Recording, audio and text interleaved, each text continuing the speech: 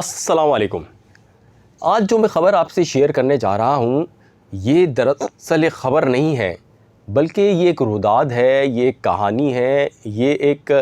المیہ ہے اور یہ ایک دلخراش داستان ہے۔ یہ 1992 کی وہ کہانی ہے جس کے اندر ہزاروں نوجوان لقمہ اجل بنے۔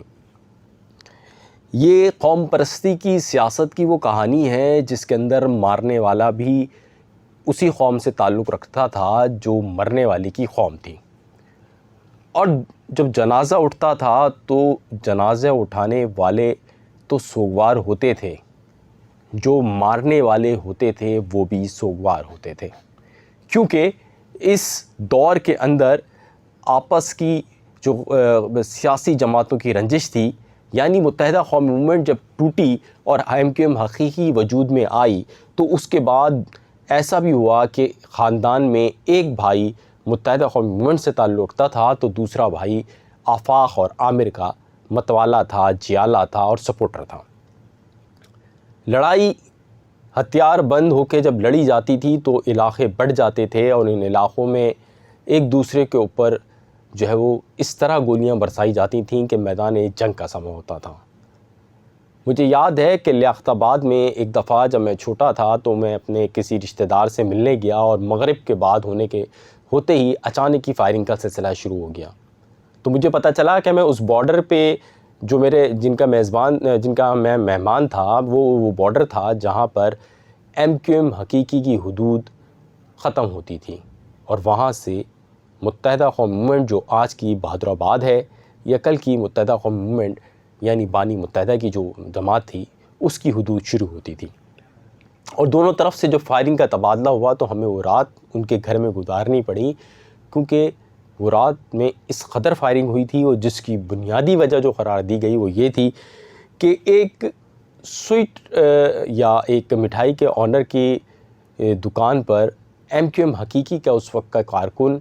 یا متحدہ قومی موومنٹ کے جو بانی متحدہ والی جماعت تھی اس کا کوئی کارکن وہاں تھا، اور دوران فائرنگ کا تبادلہ ہوا جس میں اندر دونوں میں سے کسی ایک جماعت کا بندہ مارا گیا، جاں بحق ہوا، اور اس کے بعد جو لڑائی شروع ہوئی وہ اگلے دن دوپہر تک اس وقت تک جاری رہی جب جنازے کا ٹائم نہیں آ گیا یا رینجرز اور پولیس کی بھاری نفری نے علاقے کو کارڈن نہیں کر دیا۔ جب ہم وہاں سے نکلے تو اس وقت وہاں پہ محاصرہ شروع ہو گیا تھا۔ یہ لڑائی 1992 سے لے کر بڑے عرصے تک چلتی رہی، اور یہ لڑائی اس سے پہلے شروع ہوئی اور بہت عرصے تک چلتی رہی۔ اس لڑائی کے اندر ہزاروں نوجوان لقمہ اجل بنے۔ اسی لڑائی سے جڑی ایک کہانی ہے جس میں محمد فاروق جو کہ اطلاعات کے مطابق واٹر بورڈ کے ایک ملازم تھے، انہیں لانڈی کے علاقے سے اغوا کیا گیا، اور لانڈی کے علاقے سے اغوا کرنے کے بعد انہیں بدترین تشدد کا نشانہ بنایا گیا اور ان کو قتل کر دیا گیا۔ وارثین نے جب مقدمہ درج کرایا تو انہوں نے مقدمہ درج کرایا اس وقت کی مہاجر قومی موومنٹ کے رہنما عامر خان اور آفاق احمد کے خلاف۔ اس وقت مہاجر قومی موومنٹ کے رہنما عامر خان جو اس وقت متحدہ قومی موومنٹ کے اندر بعد میں شامل ہوئے، اور انہوں نے باقاعدہ معافی مانگی، اور معافی مانگنے کے بعد انہوں نے کہا کہ ہم سے غلطی ہوئی، ہم نے بانی متحدہ درست تھے اور ہم غلط تھے اور ہم لوگوں کے بہکاوے میں آ گئے، اور اس کے بعد وہ بہادر آباد میں شامل ہو گئے۔ اب کی جو بہادر آباد ہے اس وقت جب یہ شامل ہوئے تو اس وقت بہت سارے لوگ جو کہ اب کی بہادر آباد میں ان کی پیچھے چلتے ہیں وہ اس پہ نالاں بھی تھے، لیکن حالات نے اس طرح بدلا کہ اب وہ اس بہادر آباد کو جو 2 یا 3 لوگ لیڈ کرتے ہیں اس میں شامل ہیں۔ تو جناب آج عامر خان اور اس وقت کی مہاجر قومی موومنٹ اور اب بھی جو مہاجر قومی موومنٹ کے رہنما ہیں، چیئرمین ہیں آفاق احمد، ان کو آج ایک مقدمے میں بری کیا ہے۔ یہ مقدمہ 12 سال تک چلتا رہا۔ یہ 12 سال اس مقدمے میں اس سے قبل ان کو سزا ہوئی تھی، اور سزا کے خلاف یہ اپیل پر آئے تھے، اور جب یہ اپیل پر آئے تو یہ مقدمہ اپیلوں پر سندھ ہائی کورٹ میں 12 سال تک چلا، اور 12 سال کے بعد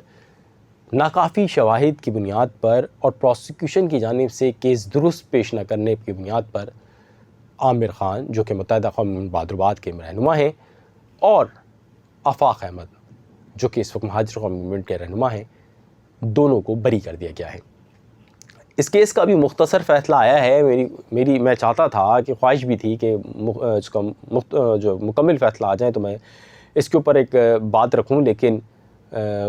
فیصلہ مجھے تاخیر ہوتے ہوئے دکھ رہی تھی تو میں نے آپ سے مختصر فیصلے پر ہی بات کرنا مناسب سمجھی. تو جناب ان دونوں پہ الزام تھا کہ 19 جون کو انہوں نے محمد فاروق نامی ایک کارکن کو اغوا کیا، اس کو تشدد کا نشانہ بنایا اور قتل کر دیا. بعد ازاں یہ متحدہ قومی موومنٹ میں شامل ہوئے، انہوں نے معافی مانگ لی. لیکن آج جب یہ کیس چلا تو محمود عالم رضوی ایڈوکیٹ جو کہ پیش ہوئے، اسی طرح فاروق ایڈوکیٹ پیش ہوئے جو کہ وکیل ہیں عامر خان کے، اور ان کا یہ کہنا تھا کہ پروسیکیوشن کی جانب سے کے جو بیانات ہیں اس میں تضاد ہے. ان کا یہ بھی کہنا تھا کہ تفتیشی افسر نے جائے وقوع کا معائنہ بھی نہیں کیا.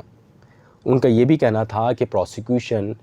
ملزمان کے خلاف الزام ثابت کرنے میں ناکام رہا. عامر خان کے خلاف اسی روز و تقریباً اسی وقت لیاقت آباد میں غیر قانونی اسلحہ رکھنے کا مقدمہ قائم کیا تھا. یہ محمد فاروق ایڈوکیٹ نے عدالت میں موقف رکھا، اور ظاہر ہوتا ہے کہ اس طرح کے مقدمات سیاسی دشمنی کی بنیاد پہ بنائے جاتے ہیں، اور ملزمان کے خلاف لانڈی تھانے میں مقدمہ درج کیا گیا، یعنی ایک ہی وقت میں یہ مقدمات درج ہوئے. یہ محمد فاروق ایڈوکیٹ کا کہنا تھا. لیکن جب میں عدالت سے باہر آ رہا تھا اور معاملات چل رہے تھے تو وہاں پر ایک سرکاری وکیل نے بڑی اچھی بات بولی. انہوں نے بولا کہ عمومی طور پہ کراچی کے اندر جو سیاسی جماعتیں ہیں وہاں پر جو کارکن ہیں، اسپیشلی جو 2-4 جماعتیں ہیں جن میں جماعت اسلامی، متحدہ قومی موومنٹ اور ANP میں بھی یہ طرز سیاست ہے، اور اس کے ساتھ ساتھ اگر ہم 1-2 اور جماعتیں دیکھیں تو وہاں پہ بھی یہی طرز سیاست ہے کہ وہاں پہ کارکن کمزور ہوتا ہے، مالی طور پہ کمزور ہوتا ہے، ان کے مقدمات میں سپورٹ ان کی سیاسی جماعت کے لیگل ونگ کی ہوتی ہے. لیکن جب مبینہ طور پر قاتل ہی اس جماعت کا لیڈر بن جائیں تو بھلا کارکن کو انصاف کیسے ملے گا؟ تو جناب یوں متحدہ قومی موومنٹ بہادر آباد کے مرکزی رہنما عامر خان کو اس کیس کے اندر بری کر دیا گیا اور وہ اس کیس سے آزاد ہو گئے ہیں. اور اسی طرح آفاق احمد جو کہ مہاجر قومی موومنٹ کے رہنما ہیں، انہوں نے مہاجر قوم پرستی پہ بڑی سیاست کی ہے، وہ بھی ایک مہاجر نوجوان جو کہ ان کی مخالف سیاسی جماعت میں تھا اس وقت، اس کے قتل کے الزام سے بری ہو گئے ہیں. بس یہ ایک المیہ تھا کراچی کا جو میں نے آپ کے سامنے بیان کیا کہ قوم پرستی کی اس سیاست نے اپنوں کے ہاتھوں اپنوں کو قتل کیا. ماتم کرنے والے لوگ بھی اپنے تھے اور خوشی منانے والے لوگ بھی اپنے تھے. یہ طرز سیاست گو کہ کچھ عرصے کے لیے رکا تو ضرور ہے، لیکن کب تک؟ یہ ایک فل سٹاپ لگ گیا ہے یا نہیں، یہ تو آئندہ آنے والا وقت بتائے گا. تاہم حیران کن حد تک عامر خان جو کہ اس وقت متحدہ قومی موومنٹ کے مرکزی رہنما ہیں، ان پہ اب بھی جو بانی متحدہ والے لوگ ہیں وہ غداری کے الزام لگا رہے ہیں. اس غداری کے الزام پر ایک نئی ایپیسوڈ ہوگی، وہ جلد آپ سے اس حوالے سے جو حقائق ہیں وہ میں آپ سے شیئر کروں گا. اب تک کے لیے اتنا ہی. اپنے گرد و نواح کے لوگوں کا خیال رکھیے، خصوصی طور پہ سیلاب زدگان سے جو لوگ متاثر ہوئے ہیں سیلاب سے، ان لوگوں کا خیال رکھیے. وہ آپ کی ہمدردی کے اور آپ کے برادرانہ تعاون کے اس وقت حقدار ہیں. اور ساتھ میں ہمارے چینل کو لائک کیجئے، سبسکرائب کیجئے اور ہماری ویڈیوز کو شیئر کیجئے. بہت شکریہ.